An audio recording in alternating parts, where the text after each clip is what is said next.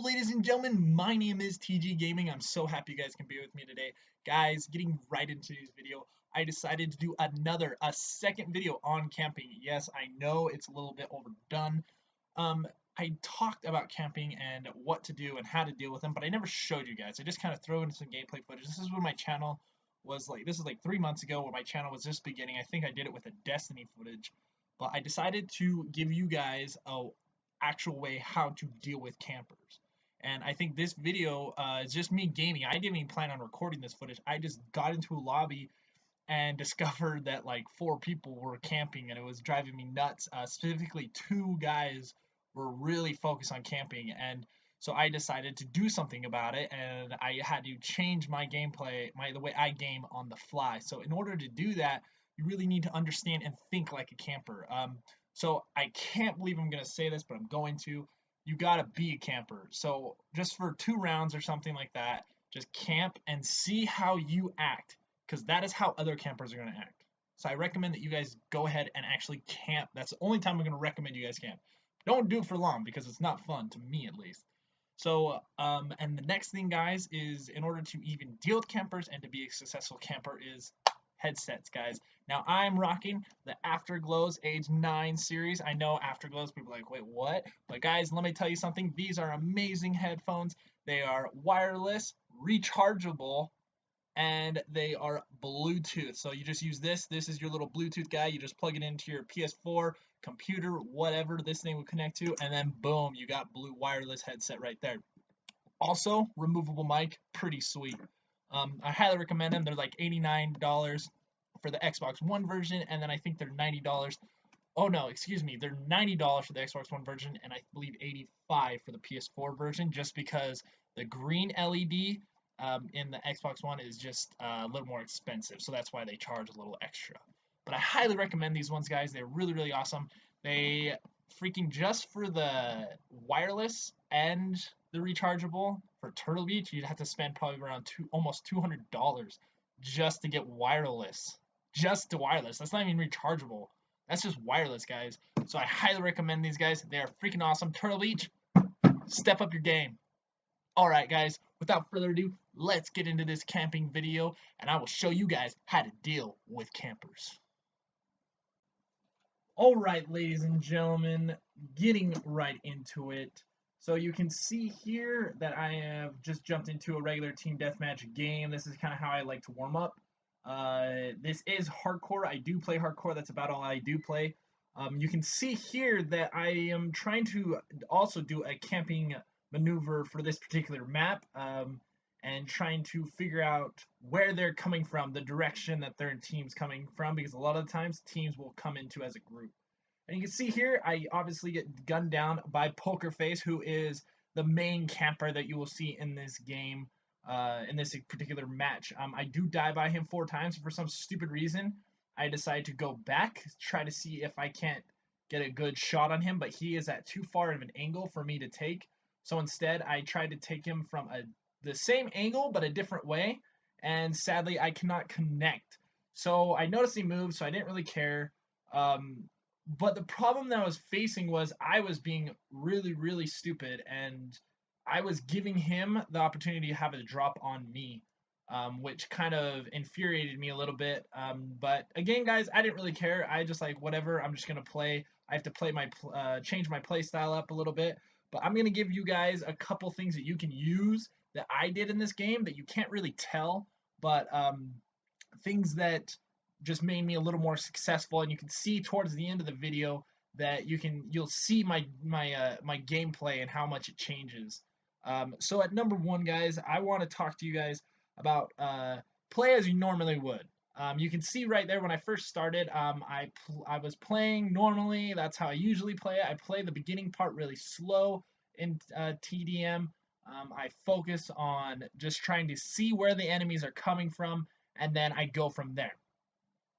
And so I do what I like to call a search and assess, where I will just go out into mid of the map, and I will search and assess and see where most of the enemies are coming from. I will try to pick off the stragglers, and then I'll move to the bigger group, and then it'll just blow up from there, and then I kind of just run around and I do the same thing. And I'm constantly doing this. I'm constantly searching and assessing.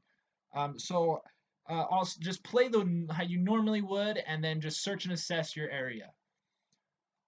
So the next thing, guys, is before you even begin the match, you should have a gun that you know you're gonna be comfortable with, but that's gonna shoot at extremely long range. So I don't recommend that you have the SMGs. As good as they are, I love the Kuda and the Razorback. I use these guns, but I decided to go with a assault rifle in this particular map because, for one, it's a big map, and two, I'm dealing with campers, so it just kind of worked out. I just picked a gun that just gradually worked out. I can manage to get those long range shots.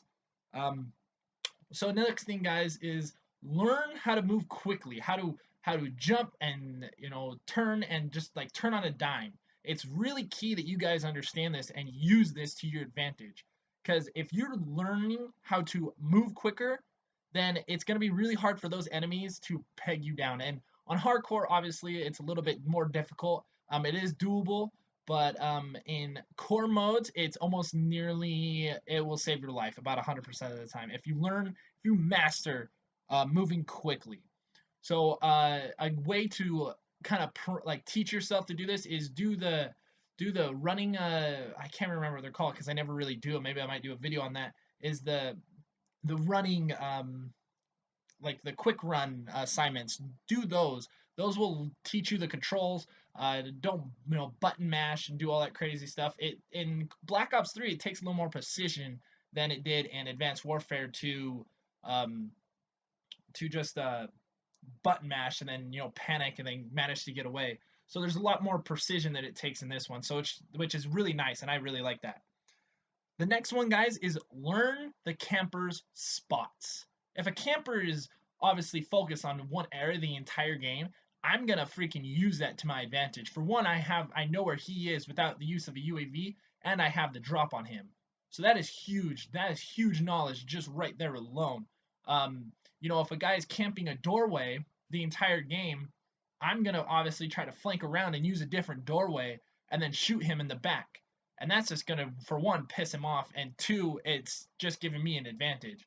Now, in this particular map, if a gentleman was shooting out of the church right there, he could easily have the drop on me because he's got the height, he's got the range. He might have a Shiva or a sniper rifle or an LMG that has amazing good range on it. But I still know where he is. So that range factor is out of the window because I know where he is. I know where to pre-aim and pre-fire the weapon. So that whole, he's got higher ground BS, it doesn't do anything for anybody. I think it's useless in my opinion. But use these ideas to your knowledge. When you're playing with a camper, you need to learn his camping spots. It's really not that hard. All you got to do is play a couple, die by him about 5 or 6 times, and then you'll know his camping spot. So know their camping spot and use it to your advantage. Next thing, guys, is pre-fire. Now, pre-fire is something that I highly recommend in any Call of Duty game or any game, any first-person shooter. I highly recommend you pre-fire. Pre-fire is when you aim down the sight before you peek the corner, you start firing. So you can kind of see right there, I was going to start pre-firing, but I noticed that the cover wasn't significant to him, so it totally just disregarded the pre-firing because he was actually behind cover when I didn't even notice it. But that is what a pre-fire is meant to be. It's meant for you to get the drop on your enemy. And guys, the next thing is when dealing with campers is play it somewhat slow. Check your corners. You can see right here I'm kind of going left and right, checking my corners, trying to play conservatively. You see that before I ran into the church and I shot that corner because I saw the light, because I was looking actually for that guy right there who just killed me, thinking he was going to go into the church and camp. But check your corners, guys. You can see I'm checking my corners. I'm checking my back. Check that left side. I'm being very conservative, and I'm doing this on the fly, guys. So I'm managing to do this quickly without have to readjust everything and I have to really think hard. I can do this on a fly, and this is just something that you can do just by playing the game, guys. It's simple. That's all it is. You just got to play the game, understand the map layout, and that's it. Next thing, guys, is don't rage. Okay, They're campers. They're all gonna die eventually, okay? Especially by my hand alone. Don't rage. Don't freak out.